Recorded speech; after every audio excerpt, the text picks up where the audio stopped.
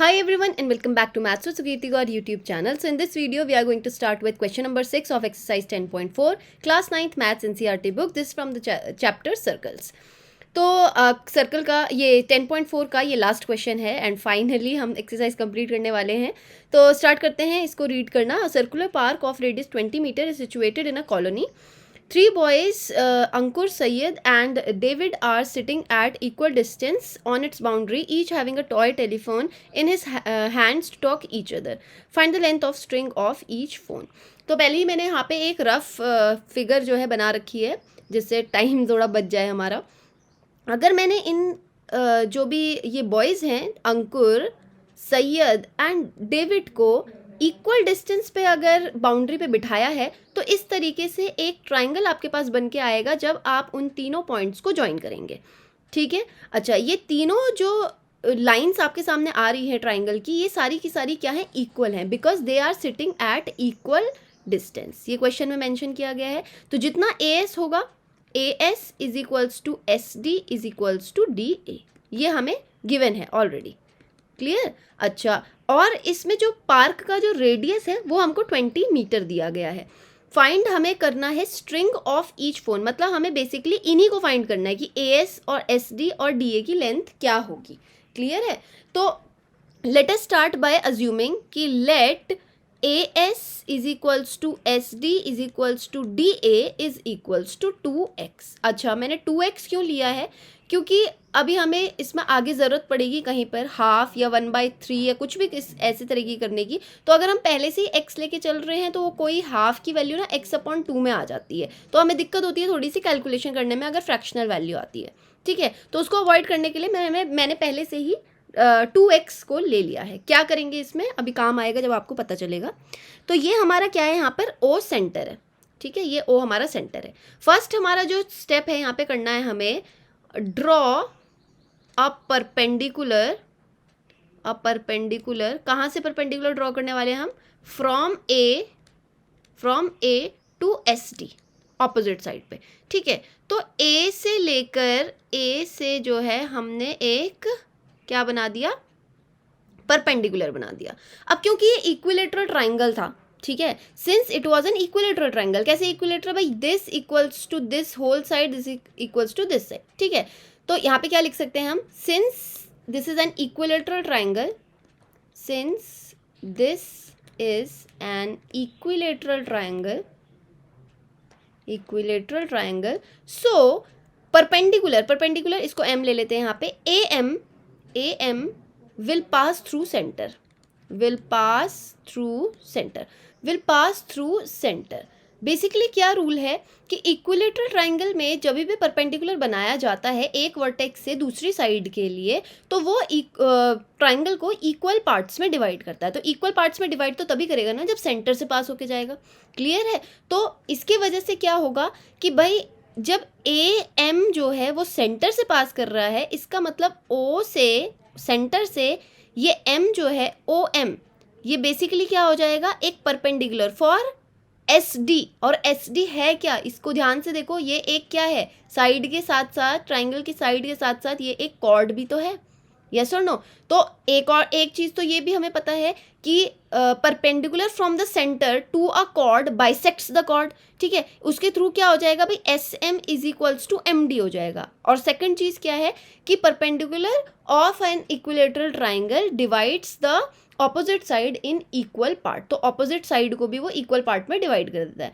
तो in any case, ठीक है, इन एनी केस किसी भी थ्योरम से आप ले सकते हो. यहाँ पे मैं ले रही हूँ इस वाले थ्योरम से कि बाय थ्योरम, कौन सी theorem, that perpendicular from the centre to a chord, from the centre, क्योंकि ये सर्कल की थ्योरम है ना, from the centre to a chord bisects the chord. अब देखो हर क्वेश्चन में देखो कुछ ना कुछ थ्योरम तो आएगी ही आएगी, है ना, पढ़ाई मैंने इसलिए है. तो अगर आपको ये थ्योरम्स अभी तक भी नहीं आती हैं तो इनको बहुत सीरियसली लेके प्लीज़ पढ़ के आ जाइए, क्योंकि देखो अल्टीमेटली फ़ायदा तो आपका ही होना है. कोई मुझे याद करके अभी मुझे दोबारा पेपर तो देने नहीं है, तो आप इनको याद करके क्वेश्चन को ट्राई करें, क्योंकि हर बार देखो अगर थ्योरम याद नहीं रहेगी ना तो आपको बहुत ज़्यादा प्रॉब्लम आएगी किसी भी क्वेश्चन को जो है सॉल्व करने में, क्योंकि बेसिकली यहाँ पे क्या है, बहुत कम इन्फॉर्मेशन दी हुई है और उसके बेसिस पे पूछ लिया गया है क्वेश्चन। ठीक है, तो यहाँ से आगे क्या करना है, बाइसेक्ट कर दिया कॉर्ड ने, तो अब हमें क्या क्या मिल गया, S M is equals to M D, ये हमें चीज़ मिल गई है। ठीक है, अच्छा अब क्या करते हैं, पहले तो हम इन डॉट को हटा लेते हैं, हॉच पॉच नहीं चाहिए फिगर में। Let us join this O S को ज्वाइन कर लेते हैं। अब आप मुझे बताओ ओ एस बेसिकली क्या है, रेडियस, तो ये 20 मीटर रेडियस हो जाएगा सेंटर से लेकर बाउंड्री तक का पॉइंट। सिमिलरली ओ ए क्या है हमारे लिए, अगेन ओ ए क्या है हमारे लिए 20। ठीक है, अच्छा अब मैं क्या लेने वाली हूँ, in triangle A M S. ठीक है, ए एम एस वाले ट्राइंगल को हम ले रहे हैं, इसमें हम लगाने वाले पाइथागोरस थ्योरम। ठीक है, कैसे करेंगे, ध्यान से देखना, एस डी पूरी की पूरी हमने क्या ली थी, 2x, है ना, ये 2x ली थी, तो हमारे लिए एस एम क्या हो जाएगी, ये वाली साइड क्या हो जाएगी, 2x का हाफ, है ना, बाइसेक्ट कर दिया था इसने परपेंडिकुलर ने, तो ये भी x हो जाएगी और ये भी x हो जाएगी। तो हम इसमें परपेंडिकुलर थ्योरम हम जो है पाइथागोरस थ्योरम लगा रहे हैं, A M square plus M S square is equals to A S का स्क्वायर।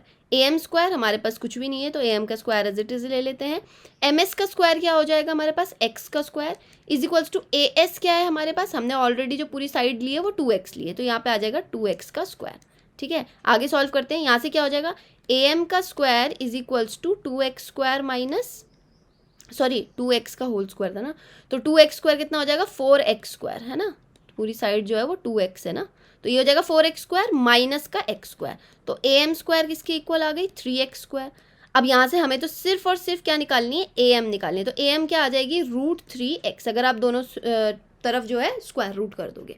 क्लियर, अच्छा ये हमने क्यों किया है, अब लेने वाले हैं हम ये छोटा वाला ट्राइंगल, ये छोटा वाला ट्राइंगल। ठीक है, हम ले रहे हैं in triangle O S M, क्या करेंगे हम इसमें, अगेन पाइथागोरस थ्योरम, तो ओ एम को पहले हम कैसे लिख सकते हैं, ध्यान से देखना, जो ओ एम थी हमारी वो कैसे निकलेगी, ए एम में से ओ ए को माइनस कर दें, अगर ए एम जो पूरी साइड है उसमें से माइनस कर दो ओ ए को, ध्यान से दिख रहा है, यहाँ से लेकर यहाँ तक क्या है ए एम, और उसमें से क्या निकालने वाले हैं हम, ये वाला पार्ट, तो हमारे पास बच के कितना आएगा, ये वाला। ठीक है, ओ एम, तो ए एम में से ओ ए को क्या कर देंगे हम, माइनस कर देंगे, तो बेसिकली ए एम कितनी थी हमारे पास, अभी अभी आई है √3x। ठीक है, और ओ ए कितना है हमारे पास, मैंने पहले ही बता दिया था, ओ ए हमारा रेडियस है, √3x माइनस 20, ये हमारी ओ एम आ गई। ठीक है, इसके बेसिस पे अब हम लगाएंगे Pythagoras theorem in this triangle also. तो इसके लिए ना नेक्स्ट पेज ले लेते हैं, थोड़ा सा साफ सुथरा हम करेंगे तो हमें समझ में भी आएगा। तो यहाँ पे ये इक्वेशन को ले लेते हैं, क्या इक्वेशन आ जाएगी कि भाई ओ एम का स्क्वायर प्लस एस एम का square is equals to O S का स्क्वायर, तो ओ एम स्क्वायर कितना हो जाएगा हमारे पास, ओ एम स्क्वायर हमारे पास हो जाएगा √3x माइनस 20 का whole square plus S M कितना हो जाएगा, x का square is equals to O S कितना है हमारे पास, 20 का स्क्वायर। क्लियर, चलो इसको दूसरे पेज पे लिख लेते हैं, ये थी इक्वेशन, √3x माइनस 20 का होल स्क्वायर प्लस है यहाँ पे x square plus x square is equals to 20 का स्क्वायर।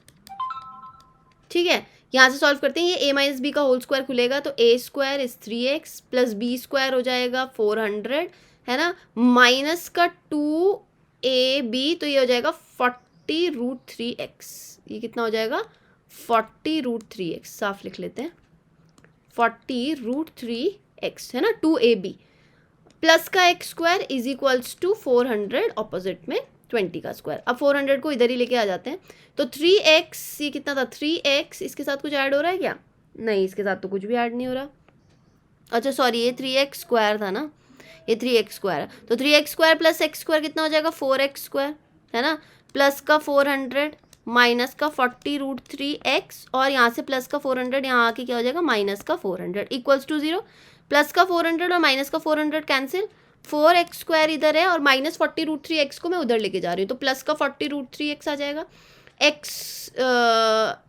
क्या हो जाएगा, ये एक सेकेंड ना ध्यान से देखना, ये जो x स्क्वायर है ना, इसमें से मैं एक x इधर ही रख रही हूँ क्योंकि x तो निकालना है, और ये जो ये मतलब एक्स स्क्वायर था यहाँ पे, तो 2x है ना, तो एक x यहीं पे छोड़ देते हैं, एक x उधर लेके जाते हैं, तो 40√3x अपॉन में कौन आ जाएगा 4x, तो एक x को मैंने इधर ही छोड़ दिया, इस x से ये x कैंसिल हो रहा है और ये 4 10 40 कैंसिल हो रहा है, तो हमारे पास x की वैल्यू कितनी आ गई 10√3। और x की वैल्यू आने का मतलब क्या है, हमारे पास कौन आ गया, ये sm आ गया, sm, और sm का डबल कौन था, पूरी sd है ना, sm का डबल कौन है sd, तो sm इंटू 2 करेंगे तो sd आ जाएगा, और 10√3 इंटू 2 करेंगे तो sd आ जाएगा। बेसिकली 20√3 क्या आ जाएगा आपके पास sd, वही हमें क्या निकालना था, वैल्यू निकालनी थी, 2x की वैल्यू निकालनी थी ना, 2x की वैल्यू निकालनी थी, तो 2 इंटू एक्स कर लिया हमने, तो ये हमारे पास क्या आ गया यहाँ से as, sd and da all are 2 into x, it means they were 20√3। Clear है, तो इसको एक और बार गो थ्रू करेंगे, अच्छे से समझेंगे तो और अच्छे से समझ में आ जाएगा। If you have understood the solution please like the video, if you haven't subscribed the channel yet please subscribe to the channel, also hit the bell icon so that you never miss any update। if you have any query regarding this question or any another question to ask, please comment me in the comment box। till then take care, bye bye।